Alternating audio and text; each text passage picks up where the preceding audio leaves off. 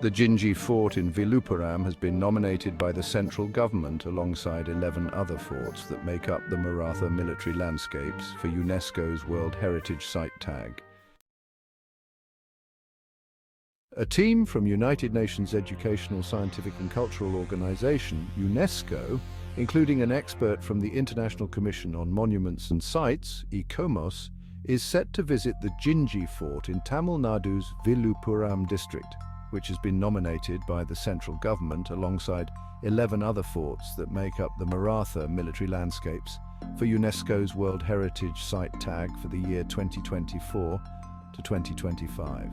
The Maratha military landscapes of India includes 12 components distributed across diverse geographic regions, and of them, 11 sites are in Maharashtra. The Gingee Fort in Viluppuram is the lone aspirant from Tamil Nadu for the World Heritage Site tag. The visit on September 27th is part of the evaluation process and a precursor to the ICOMOS experts submitting their report to UNESCO, which will decide whether the chosen monuments could be accorded the World Heritage Site tag in 2025. According to an official in the State Department of Archaeology, Development and Research Organization for Nature, Arts and Heritage, DRONA, an interdisciplinary organization had prepared the nomination dossier and management plan for Gingee Fort's nomination as UNESCO World Heritage Site. The dossier has been prepared as per the UNESCO Operational Guidelines for World Heritage Convention and includes description of the property, justification for inscription, state of conservation, and factors affecting the property, protection and management, monitoring and documentation.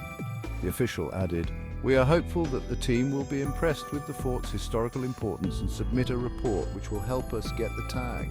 Once the structure gets the World Heritage Site tag, Gingee will attract a good number of tourists from across the world.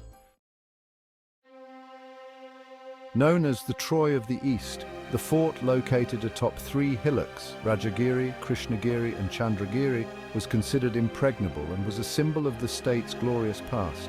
It had witnessed the rise and fall of successive empires spanning centuries.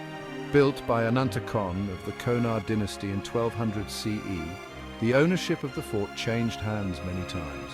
It was under the possession of several empires, such as the Vijayanagar Nayaks, Marathas, Mughals, Nawabs, the French and British.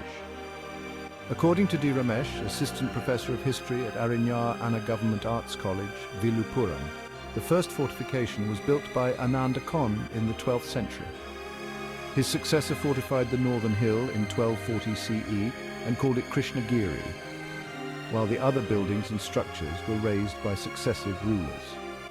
The next comprehensive constructions at the fort were done under the auspices of the Vijayanagar Empire.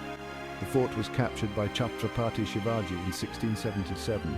It remained under Maratha rule till it came under the control of the Mughals in 1698.